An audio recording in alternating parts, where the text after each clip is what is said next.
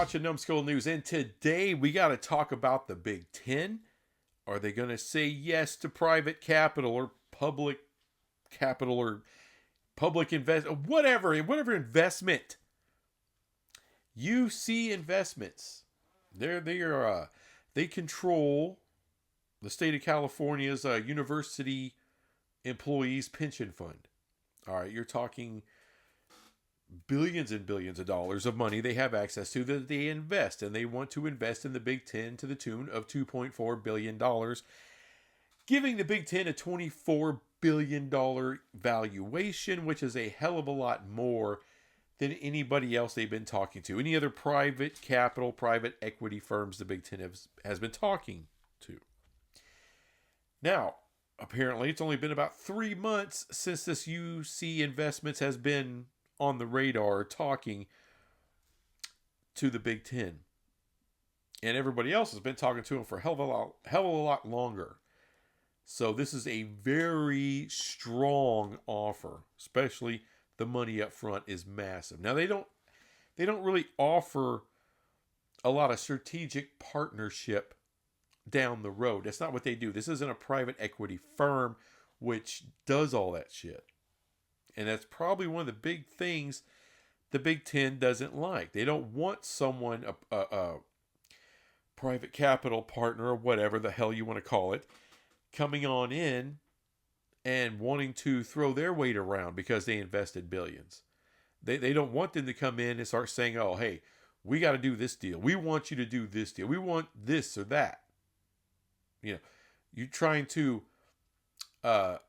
renegotiate in 2030 your media rights, or 2037 your media rights, or whatever years. And here's this private equity firm says, oh, no, we got to be in the room. We'll help you negotiate because we want to get paid off. It's that kind of shit. They don't want to be controlled or have someone to have way too big a voice. So this is more of a, not voiceless, but quiet. They'll shut up. They'll let the Big Ten do what the Big Ten's going to do.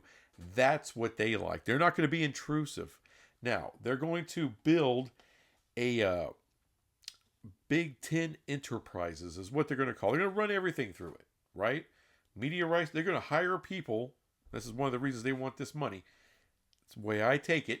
They want to hire in pros to work all of their sponsorship deals, media rights deals, any kind of sports gambling site deals in the future, any of that kind of stuff. They want to run everything through that. All right, so there's no outside third-party bullshit. They're going to do it.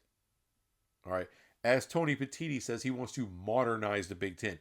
That would go a long way. It's a lot of money to modernize that shit. Now, in Big Ten Enterprises, there will be a 10-person board. This is according to Ross Dillinger and all his things he came out with. His article, which I highly suggest you read it if you want all the picadillos of this deal, or as much as he knows. I'm not going to go through everything. I'm just going to go through the things that most interest me. Okay? Such as realignment, expansion, yada, yada, yada. But I got to set it up a little bit. All right, so the UC partners, or investments, they'll have a representative on that board of the Big Ten Enterprises, mainly just to keep them abreast of what's going on. Not to try to run the shit, but just to hang back, and so that way they can tell their investors what's going on with their investments. So, fair enough. So the type of partner they're going to take on, this is the type of partner they want. Now, according to Ross Dillinger, a vote could happen next week, next couple of days, actually, which is huge because they're not going to do it unless they have everybody on board. They want a unanimous vote. And if they're feeling like they can get that and have this vote next week, we are far more than just a little down the road. We're basically there.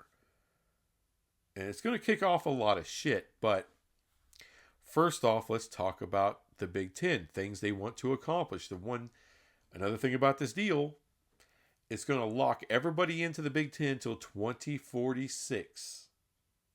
Roughly 20 years. Wow. The repercussions of that. All you people that were fans of the Super League, you can kiss the Big Ten's ass because it ain't happening. It ain't going to happen with the Big Ten, not with this deal, and it's not going to happen without them. There's too many great brands you need to maximize potential of a Super League.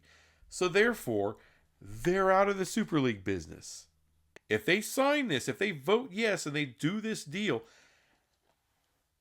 I don't want to hear any more Super League talk because it's out the window. It's gone. All right, unless there's something between the Big 12 and the ACC. Some kind of merger kind of thing, whatever. On a lower level, a Super League can happen, but not at that top level. And not including all the Power Four. It's just not going to happen. So it's the death of the Super League. Now, Pete Thamel, which I'm going to address here in a little bit. He came out, I guess, with a companion article giving you some other takes. He said that will kill off expansion. I don't know about that. I think it'll kill off any chance of like a 24-team Big Ten. I don't think that's going to happen. I don't think they're going to try to divide that pie up more than they have to. And there's a lot of different parts of that pie. Sponsorship pie, NCAA payout pie, CFP pie. A lot of pie. All right, right now it's split 18 ways. I think they're willing to go to 20. That I do disagree with Pete Thamel on. But before we get there, a very important part of any future expansion is going to be something else they're looking to institute, which is, and I can't believe, but unequal revenue share.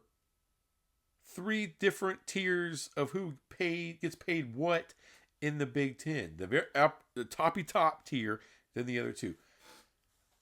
The upper crust, especially after 2030, would it shock anybody if they're making 150, 160 million plus?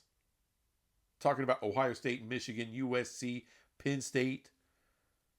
Maybe one other person, one other program making that kind of bank. And then you go to the tier 2, which is less, and then tier 3, which is further down. So how do you get people to agree to do that? Well, how about a private equity deal that gives everybody $100 million cash infusion right now? Like, hey, if you want to try to compete with the upper top guys and have your winning, that will give you the viewership to get you paid on that top level. How many times have I been talking about viewership as the most important metric in everything? There you go. The people on the upper side of the Big Ten payouts on unequal revenue share, it'll be determined by what? Viewership. How do you get viewership? You win. You got to have a winning program. There's done a lot of winning in the past and built up a fan base, i.e. Nebraska. So, and that's why people have their big brands, right? That's why you are a big brand. That's why Ohio State is such a big brand. It's because they got massive eyeballs every year. Top 2 watched program, if not the top program, every single year. So, it's about the viewership. Follow the money. This is yet another example of that. But if you can money whip some of those lower brands, agree to that. And then you're safe. You're good. Till 2046. We're all in it together. Right, gang? Yes, they are. I think that works. I think they will get unequal revenue sharing. And this is very important. Because the Big Ten, I mean, people have been talking all kinds of stuff. Florida State, been talking Miami, Clemson, UNC, even UVA, or Duke, when you're talking Big Ten. That's not the number one ad for the Big Ten. That would be, we can all say it together, Notre freaking Dame. That's their number one ad. That's the dream. That's the wet dream for the Big Ten. And now you have the ability to money whip the hell out of Notre Dame. The offer that they can't refuse. So let me break it down. right at the top. Let's just say they do this deal. It's passed in. The next day or the same day, one or the other, they're on the horn with Notre Dame. Because, yes, they've been trying to get Notre Dame in for years and years and years. They keep asking, they keep getting turned down. But all they're doing is asking. And the Big Ten has a lot to offer as a conference, of course. But this is Notre Dame. This is Notre Dame. You're going to have to go above and beyond to get them to join. And if they can stay somewhere $10 to $15 million from where you are in your payouts, then there's no reason for them to join. They got access to the CFP? They do. No reason for them to join. But all of a sudden, the money's going to change in a big way. So if you're the Big Ten, you get on the horn and say, hey, we want you in, and to show you how serious we are and how much we value you, we're going to give you $100 million right up front. $100 million right up front. Would UC investments cover that cost? Since if you add Notre Dame in, that 10% they're looking for, they would have to pay in more to get to that level, to get to the 10%, because all of a sudden Notre Dame brings in a shit ton of value. So yeah, they would probably kick in that money. No one's out of pocket. It's kind of a beautiful way to look at it. If you ask me, then Notre Dame has to consider, do we just turn down $100 million? And keep in mind, these are schools, tax-free. Tax-free. And then when they come on in, oh, no. They're not getting a normal share. This is unequal revenue share of Big Ten money, of the payouts. $150+ million, especially on the next media rights deal. I'm not sure what that money would be right now with the current deal. But by 2030, 150, 160 is not out of the question. What is out of the question is with the ACC falling apart, losing their top brands, that hurts Notre Dame's pockets. Could they just go to the Big 12? They could go. I've talked about them coming to the Big 12 and doing an ACC type deal. But with that and NBC money and everything like that, will that get you close to the 150, 160 million plus? God knows what in 2030? Probably not. Chances are they would leave 40 million, 50 million a year on the table. Now, it's already been reported a year or two ago that Notre Dame would, they got to be within a certain dollar amount of the Big Ten and the SEC schools at the highest levels. I don't see a way Notre Dame can do that. There's only so much NBC can pay for one team. I mean, it's a great brand to have, and they've had a great partnership for decades and decades and decades, NBC and Notre Dame. But, they have a bad year. They don't make the playoffs. They're not in contention. Yeah, they're still getting eyeballs, but it's not where Notre Dame usually is because they're losing. And those years are going to happen. They're going to happen. So, it's a big risk for NBC. Much less of a risk to just pay a little bit more to have them involved in the Big Ten, which you already have a massive deal with the Big Ten. That's what I'm saying. But with the Big Ten getting unequal revenue share, they're leaving potentially, let's just be kind, 30, 40, $50 million a year on the table. And Notre Dame isn't just a university. It's not just a football program. It's a part of a church, the Catholic Church, which, by the way, runs the biggest charity organization on the planet, Catholic Charities. They do great work in America, all over the globe. So I can only imagine what the conversation would be between those who run the University of Notre Dame and the Archdiocese and bishops and hell, even on to the Vatican. Like, whoa. Y'all are leaving potentially $30 to $50 million a year on the table? Why? for pride. Last time we checked, we're Christians, and Christ didn't speak too highly about humans' pride. Neither did God the Father, by the way. Not big on pride, because there's no other reason to do it. There's no other reason to stay independent other than pride. Pride goeth before the fall. So, I don't see them turning that money down. If that's the money being offered, $100 million up front, plus tack on 30, 40, 50 million a year on what they can get on the open market, Notre Dame, yeah, they'll go.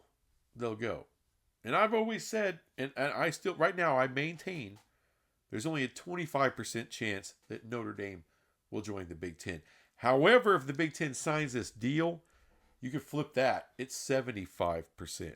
And I'm being very humble with that. It's probably actually a lot higher. Damn near. If that happens, I know what Pete Thamel was talking about as far as slow down on expansion, but that ain't about Notre Dame. No. If they get Notre Dame and they can money whip them, they'll money whip them and they'll expand with their number one ad, who's always been their number one ad, and that is Notre freaking Dame. To the Big Ten contract, if you get Notre Dame, everyone's money goes up. What the hell? It actually triggers an escalation. So yeah, that's who they're wanting. And this will help facilitate that. After that, the only other speculation to be had would be, well, who goes with Notre Dame? Who goes with Notre Dame? Is it Florida State? Is it Clemson? Is it Stanford? Or is it Miami? That's my bet. It would be Miami. They fit the bill academically. They got the football brand. They bring the eyeballs. The whole works. I think it's Miami. And you could probably get them on a half share. All right. It is what it is. But that... If they do this deal, if the Big Ten, if they do vote, if they vote, they're voting yes, and they're going to do this deal. If they get this deal, it's about as close to a lock as you will ever see for Notre Dame going away from independence and joining the Big Ten, because the money is too much. And what I feel, the team that will go with them is Miami. And at 20 teams, they'll stop. They'll stop. It becomes an unruly mess after that. 20 teams is plenty. They won't expand any further. So on one aspect, I do agree with Pete Thamel's little throw in there. And then you got to look at the SEC and what do they do? UVA? UNC? No. Because they want to, look, Notre Dame joining the Big Ten changes the outlook of a lot of shit. Because all of a sudden, they're not just making a little bit more money than the SEC. They're going to be making substantially more than the SEC. Fair or unfair, that's the difference Notre Dame makes. Especially if you add another big brand like a Miami with them. Holy shit. So what does the SEC have to do at that point? It's Florida State, it's Clemson. Those are the two biggest ads after that, the two biggest football ads, the most viewership, the most money you could possibly bring in. Because the SEC doesn't need to fall that far behind the Big Ten. They don't want to. That threatens them. That threatens the SEC. Well, don't they want to get to 20 as well? No. No, they don't. Florida State and Clemson gives you a ton more premium matchups into a league that already has a lot of premium matchups. And then you have two less teams you have to distribute that money to. All right? So that makes it a little bit cheaper on ESPN. It also provides more money to the individual schools in the SEC. They'll go to 18 and they'll stay there. The two biggest possible football brands they can get. Premium matchups, viewerships, more money, more advertising dollars, more sponsorships. That's the trickle effect if you ask me. And then that opens up a whole lot of possibilities for the Big 12. But I'm not going to even talk about that right now. Let's just see if the deal happens or not. And lastly, the last thing I want to talk about. When it comes to the Big Ten, especially if they do this deal, what it tells you is that they are perfectly comfortable with their media partners. Like I said, UC Investments is not going to come in there swinging a big old D around talking about they'll handle negotiations or they're going to be integral in negotiations. They're not going to be. The Big Ten is going to handle that. It's not going to be too big a deal, too hard a deal. Why? Because they're going to be dealing with the same companies because that's who they want to deal with. That's what it tells me about where the Big Ten is with their media partners. So, the conclusion I come to is that it fits with a lot of the things that I've already been talking about. As far as Big Ten expansion and the SEC expansion, the logic just makes sense. The Big Ten will expand with 2 more. With this infusion of cash, they should be able to land Notre Dame. +1, I think Miami is the best ride-along partner with Notre Dame. Now, could it be Stanford? I guess. I mean, it could be UConn. It could be anybody, but I'm thinking Miami. And then with the SEC, in order to keep pace, not with number of teams, but with the money, with distribution, they'll add 2 more teams. And it's got to be the biggest brands available. Florida State and Clemson. And by the way, they will get a half share because they can get away with it. That's what'll happen. Half shares all around. And after that, of course, the Big 12 has a big Gatling gun pointed at the ACC. Another video for another time. Anyway, thanks for watching this crap. I'll be back with some more crap later. Bye.